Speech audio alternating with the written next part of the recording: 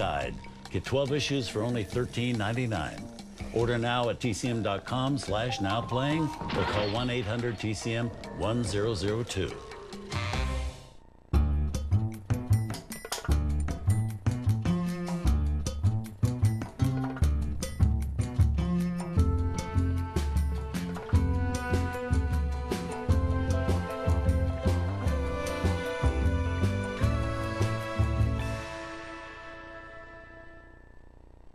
Hey everybody, welcome to Turner Classic Movies. I'm Ben Mankiewicz. Up next in our lineup of monster movies where insects of all sizes run wild, we have a gigantic monster that for once doesn't really mean any harm. From Toho Pictures and distributed by Columbia, it's Mothra. Released in Japan in 1961, Mothra begins as a giant caterpillar that eventually turns into, as the title suggests, a ginormous moth. And though the creature ends up destroying much of a large city, it must be said that Mothra really has the best intentions. Mothra isn't evil, just a little careless, much like my dog Bob. She's a good girl, but she would destroy Tokyo if Tokyo were a down comforter.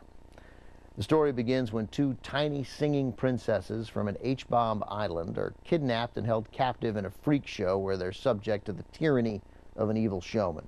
The princesses begin praying to their god, who they call Mothra, to protect them. Next thing you know, Mothra hatches and heads for the big city to save the princesses, unfortunately destroying most of Tokyo along the way. It's almost more of a fairy tale than a monster movie, but fans of monster movies generally consider Mothra among the best. The film was directed by Ishiro Honda, the man behind the granddaddy of all Japanese monster movies, the original Godzilla. Honda's touch sets Mothra apart from other monster movies with its rich, vibrant color and unusual dreamlike sequences.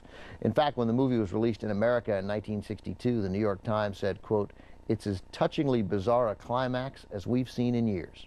Released in the States in 1962, here's a monster you can't help but love, Mothra.